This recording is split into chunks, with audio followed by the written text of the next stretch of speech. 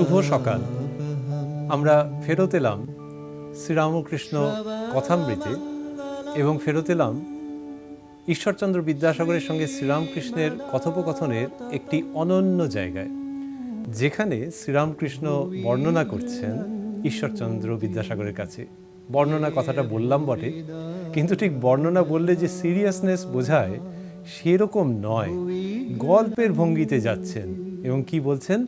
বলছেন যে ওই যে যখন মানুষের ভেতরে ত্যাগ থাকে, তার ভেতরে বিশ্বাস থাকে, তখন সে ঈশ্বরকে কিভাবে পায়।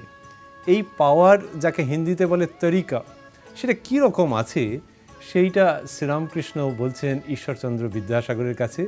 সেই 5ই আগস্টে ঈশ্বরচন্দ্র শুনেছিলেন তার ঘরে সমবেত বন্ধুস্থানীয় মানী ব্যক্তিরা, আর আজকের দিনে আমরা টিভির এপারে ওপারে মিলে সেই কথাটিকে শুনছি এবং আনন্দ করছি।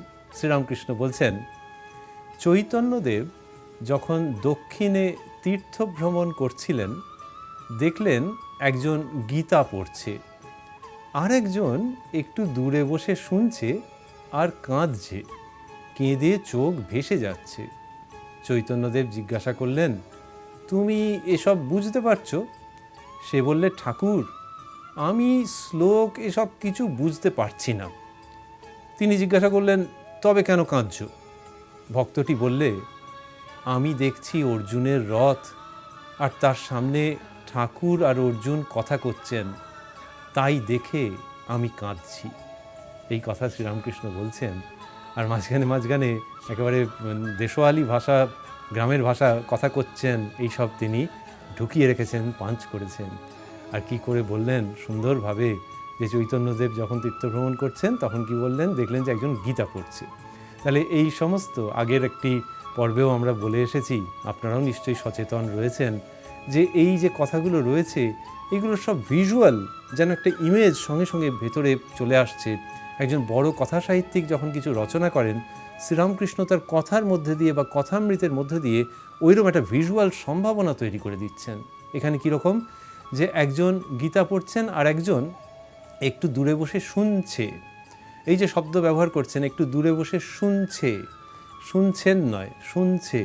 তার মানে সাধারণ মানুষ, ধরেই নিতে হবে যে লেখাপড়া কিছু জানে না, তো একজন শুনছে আর কাঁদছে।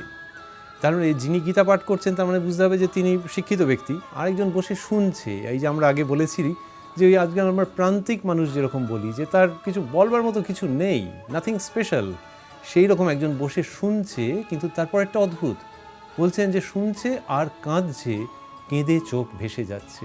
তাহলে যে গীতা পড়া হচ্ছে তার মধ্যে জ্ঞানের ব্যাপার আসছে তো।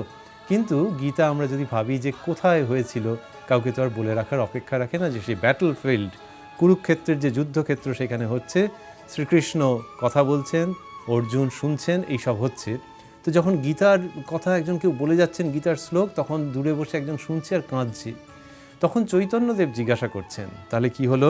যে একজন গীতা পড়ছিলেন আর একজন চৈতন্যদেব এটা দেখলেন, দেখে তিনি জিজ্ঞাসা করছেন কি করছেন? তিনি বলছেন যে তুমি এসব বুঝতে পারছো?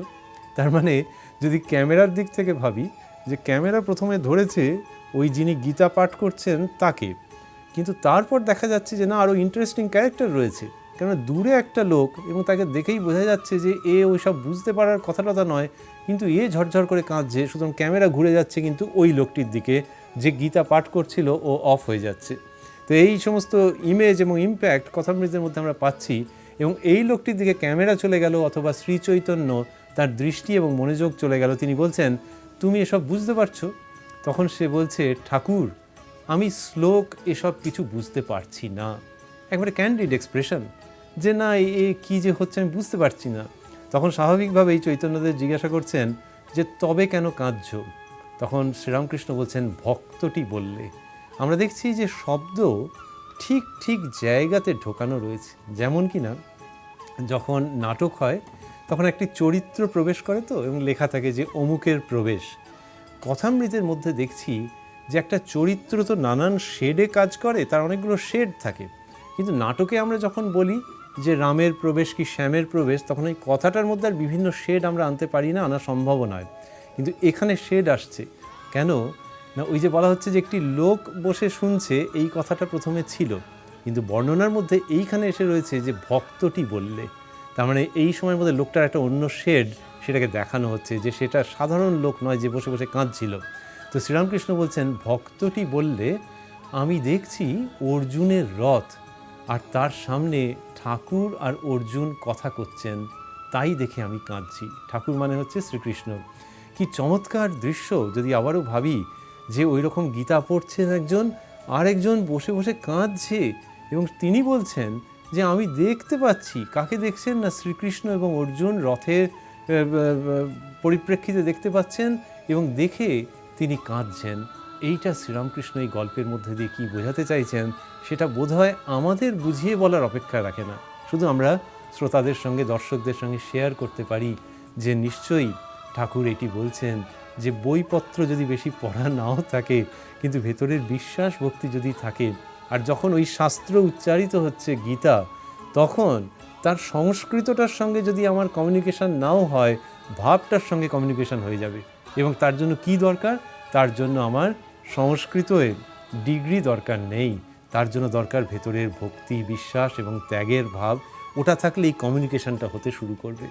এই চমৎকার ইঙ্গিত। এ মনে হয় যে একদিক দিয়ে ধর্ম, আরেক দিক দিয়ে ধর্মবিজ্ঞান। এর আগের কোনো পর্বে আমরা শুনে এসেছি যেখানে বলছেন যে একজন সাধু, তাকে দেখে সব লোকে এত সম্মান করে, তো একজন জিজ্ঞাসা করেছে যে আপনার এই পুঁথিতে কী লেখা আছে? তখন সেই সাধু দেখিয়েছেন যে তার পুঁথিতে শুধু ওং রামঃ এইটুকুনি লেখা রয়েছে। তার মানে সেখানেও বোঝা যাচ্ছে যে ওই রামের নাম, আর এদিকে সাধুর ভক্তি, বিশ্বাস, ত্যাগ, বৈরাগ্য, এর ফলে কমিউনিকেশন শুরু হয়ে যাচ্ছে। এখানেও তেমনি হচ্ছে। আর এর মধ্যে যেন মনে হয় যে একটু মজার প্রসঙ্গ রয়েছে। আমরা যদি একটু ফিরি ওই গল্পটিতে, যেখানে কিনা ওই প্রসঙ্গটিতে যেখানে চৈতন্যদেব দেখছেন এবং ওই ব্যক্তিটি ওটি বললেন, এবং তিনি কি হলো কি যে তবে কেন কাঁদছো?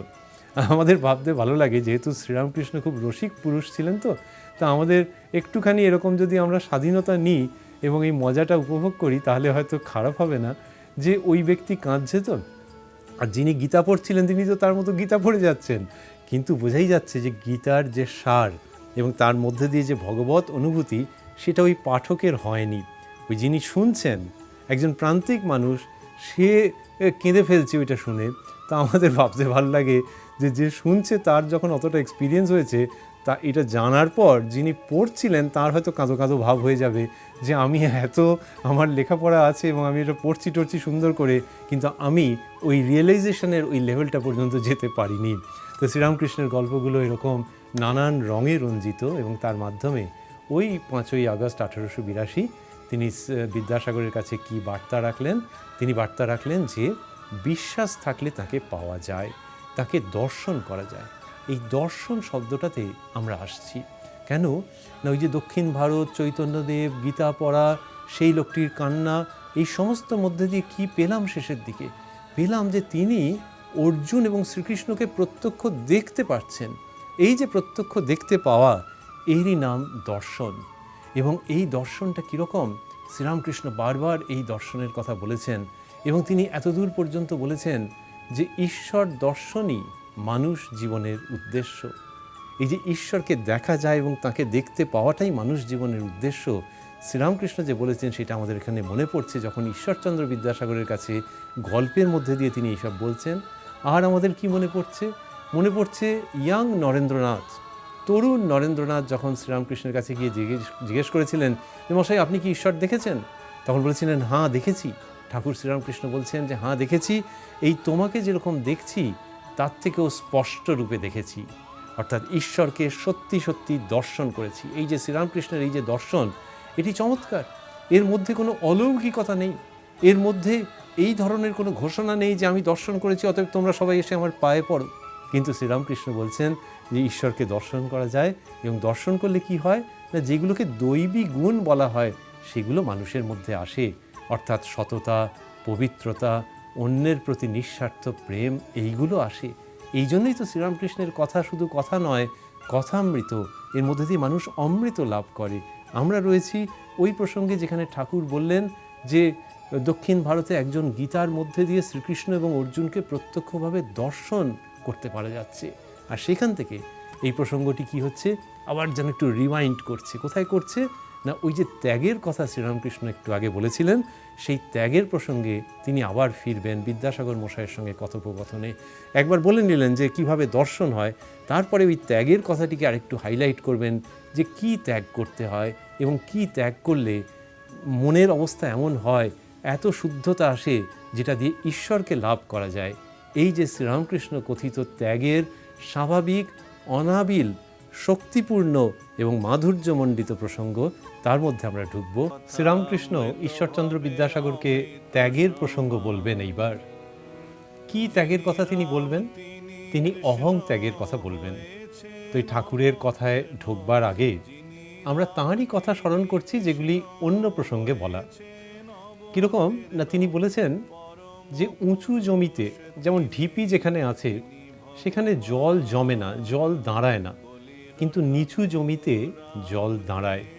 এটা বলে তিনি বুঝিয়েছেন অন্যত্র যে যে মানুষ নিচু, যে মানুষ বিনীত, যে মানুষ অহং ত্যাগ করেছে, তার ভেতরে ভক্তি একটা অবস্থান করতে পারে, ভক্তি একটা দাঁড়াবার জায়গা পায়। আর তা না হলে ওটা যেন স্পিল ওভার করে যায়, যেমন ঢিপিতে জল পড়লে যেরকম হয়। অনন্য ভঙ্গিতে শ্রীরামকৃষ্ণ এনেছেন যে নিচু জমিতে জল দাঁড়ায়। তো ওই যে নিচু জমি মানে যে নিজের অহংকে নিচু করে রেখেছে, অহংকে বাড়তে দেয়নি, এটা ঢিপির মতো অড হয়ে উঠতে দেয়নি, সেই ব্যক্তির মধ্যে ভক্তির কথাগুলো রেজিস্টার করে। এইটা শ্রীরামকৃষ্ণ বিভিন্নভাবে বলেছেন। এবং এই যে ত্যাগ করতে হবে, অহং ত্যাগ করতে হবে, এইটার কথাতে স্পেসিফিক্যালি তিনি আসছেন এবং আমরা সেই কথার মধ্যে ঢুকছি কোথায়? যেখানে শ্রীরামকৃষ্ণ বলছেন যে বিজ্ঞানী কেন ভক্তি লয়ে থাকে। তিনি বললেন যে বিজ্ঞানী কেন ভক্তি লয়ে থাকে বলে বলছেন, এর উত্তর এই যে আমি যায় না, সমাধি অবস্থায় যায় বটে, কিন্তু আবার এসে পড়ে। আর সাধারণ জীবের অহং যায় না। অশ্বত্থ গাছ কেটে দাও, আবার তার পরদিন ফেকড়ি বেরিয়েছে। এই বলতে সকলে হেসে ফেললেন। তারপরে ঠাকুর বলছেন, জ্ঞান লাভের পরও আবার কোথা থেকে আমি এসে পড়ে। স্বপনে বাঘ দেখেছিলে, তারপর জাগলে তবুও তোমার বুক দূর দূর করছে। এই সব কথা তিনি বলছেন, বলে শেখাচ্ছেন যে অহং ত্যাগ করতে হবে। এবং এই যে অহং ত্যাগ করতে হবে, সেটি যখন তিনি বোঝাচ্ছেন তখন কীরকমভাবে সুন্দর করে নিয়ে আসছেন যে অহং ত্যাগ যদি করতে হয় তাহলে সেখানে ভক্তির একটা বড় ভূমিকা আছে। শ্রীরামকৃষ্ণ এইটা বলছেন যে অহংকে ত্যাগ করতে গেলে, এই অহং ত্যাগের জায়গাটা শ্রীরামকৃষ্ণ খুব স্পেসিফিক্যালি আনছেন যে আমার যে ভ্যানিটি, আমার যে অহংকার, এই অহংকার বলতে শুধু টাকা কড়ি মান যশের অহংকার তাই নয়। অহংকারের সম্পূর্ণ অর্থ হচ্ছে যে আমি যে একজন কেউ, সেপারেট ফ্রম আদার্স, এই যে ভাবটা ভেতরে রয়েছে, এই ভাবটা মানুষকে এগোতে দেয় না যখন সে ঈশ্বরের দিকে এগোচ্ছে। কেন না, শেষ পর্যন্ত গিয়ে ঈশ্বরের কাছে মানুষ সারেন্ডার করে, তো সেখানে নিজের ওই স্বাতন্ত্র্যের ভাব যত থাকবে তত প্রোগ্রেস দেরি হবে। কিন্তু ঈশ্বরকে নিয়ে যদি সে থাকে, নিজেকে যদি ওই অহংটা যদি শুধু ওই রকম হয় যে সে ঈশ্বরের ভক্ত, ঈশ্বরের অনুরাগী, তাহলে আর কোনো অসুবিধে থাকে না, প্রোগ্রেস বা তার উন্নয়ন, তার অগ্রগতি খুব দ্রুত হয়। এইটা বলতে বলতে শ্রীরামকৃষ্ণ বলছেন যে বিজ্ঞানী কেন ভক্তি লয়ে থাকে। আমরা যখন এই অনুষ্ঠান শুনছি তখন আমরা মনে রাখছি যে যে প্রসঙ্গের মধ্যে আমরা রয়েছি আপাতত, সেটিতে কিন্তু কোনো অর্ডিনারি কথাবার্তা নেই। পুরো কথামৃততেই তাই, কিন্তু তার মধ্যে এখানে বিশেষ করে ভাবছি যে সেকালের বাংলার দুজন জ্যোতিষ্ক মুখোমুখি হয়েছেন। আমরা যেরকম ইতিহাসের সংবাদ রাখি যে আইনস্টাইন এবং রবীন্দ্রনাথ মুখোমুখি হওয়া মানে সেটা একটা অন্য ধরনের ফেনোমেনন, অন্য ধরনের একটি ঘটনা, তেমনি বাংলার নবজাগরণের বলি, বাংলার ইতিহাসের দিক দিয়ে বলি, বাংলার অস্তিত্বের দিক থেকে বলি, দুজন জ্যোতিষ্ক শ্রীরামকৃষ্ণ এবং ঈশ্বরচন্দ্র বিদ্যাসাগর মুখোমুখি হয়েছেন। সেই প্রসঙ্গের মধ্যে, সেই সংবাদের মধ্যে আমরা রয়েছি। অতএব it is only to be expected যে যে কথাবার্তাগুলো হচ্ছে সেগুলো উঁচু শ্রেণীর। তবে হ্যাঁ, আমাদের সৌভাগ্য যে শ্রীরামকৃষ্ণ খুব সহজ সাধারণভাবে সেগুলোকে বুঝিয়েছেন। এখানে তিনি বলছেন যে বিজ্ঞানী কেন ভক্তি লয়ে থাকে। বিজ্ঞানী মানে তিনি আগে বলেছেন যে জ্ঞানেরও পরে যিনি গেছেন, জ্ঞানের পারে গিয়ে যিনি দেখেছেন যে ব্রহ্ম যা জীবজগতও তাই, তাহলে সেই যে বিজ্ঞানী, কোট আনকোট বিজ্ঞানী, ইনি আমাদের শুধু সায়েন্টিস্ট নন, ইনি ধর্মবিজ্ঞানী। এই বিজ্ঞানীর যেন দুটো অপশান ছিল। একটি হচ্ছে যে তিনি বুঝলেন যে ব্রহ্ম যা জীবজগতও তাই, এবার তিনি ব্রহ্মের মধ্যেই লীন হয়ে থাকতে পারতেন, দ্যাট ইজ অপশান নাম্বার 1। আর দ্বিতীয় অপশানটি কি, যে না, তিনি ভক্তি নিয়ে মানুষের মধ্যেই রইলেন। শ্রীরামকৃষ্ণ বলছেন যে বিজ্ঞানী ভক্তি নিয়ে থাকেন।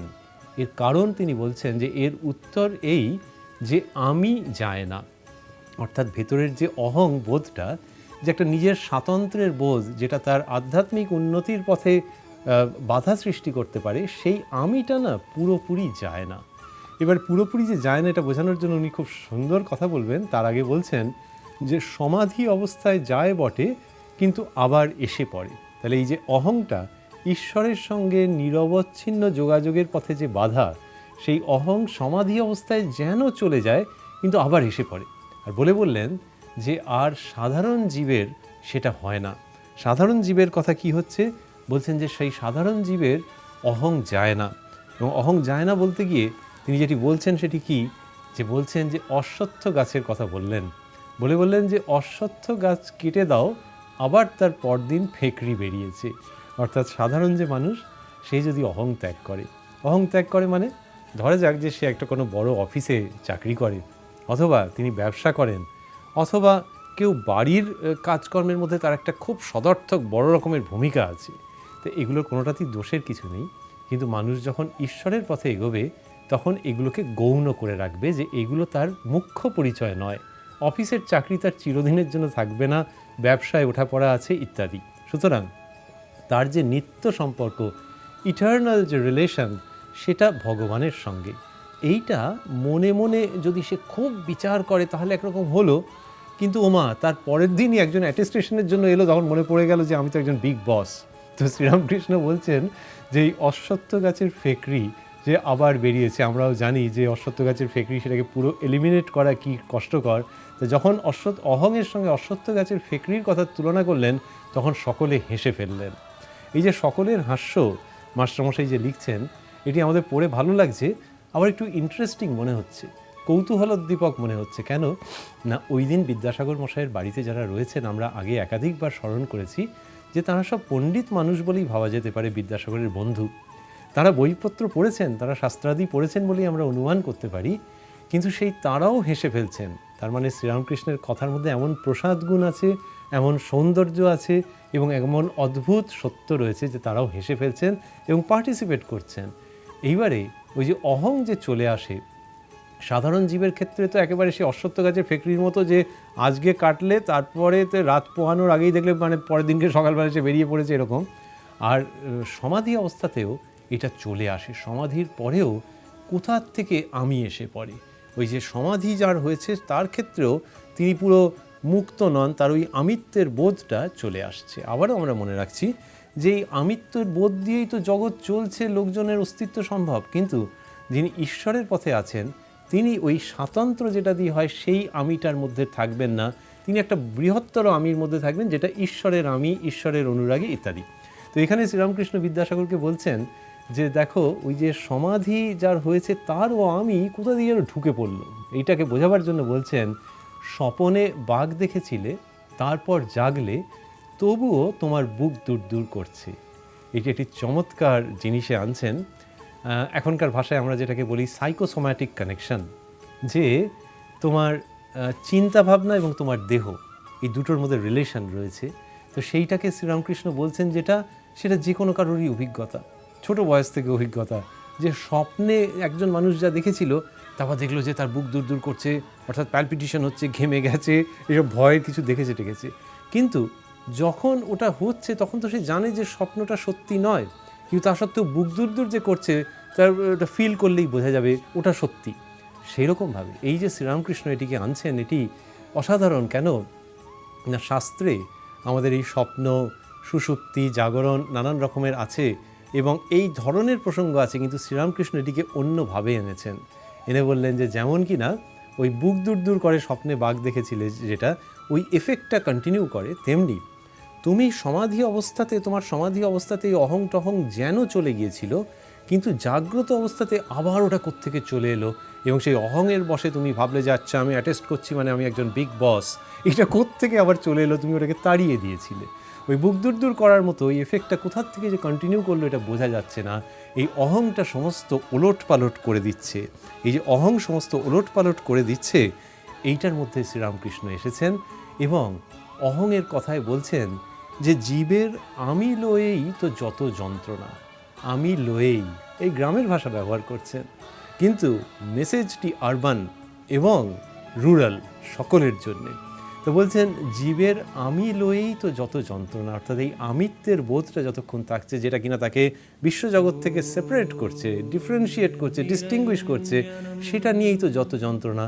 এই বলতে বলতে হঠাৎ অভাবনীয়ভাবে তিনি গরুর প্রসঙ্গে আসবেন এবং গরু যে হাম্বা হাম্বা ডাকে তার কি মানে, সেই প্রসঙ্গে আস্তে আস্তে এবং হাসতে হাসতে তিনি একেবারে অন্য গভীরতায় চলে যাবেন।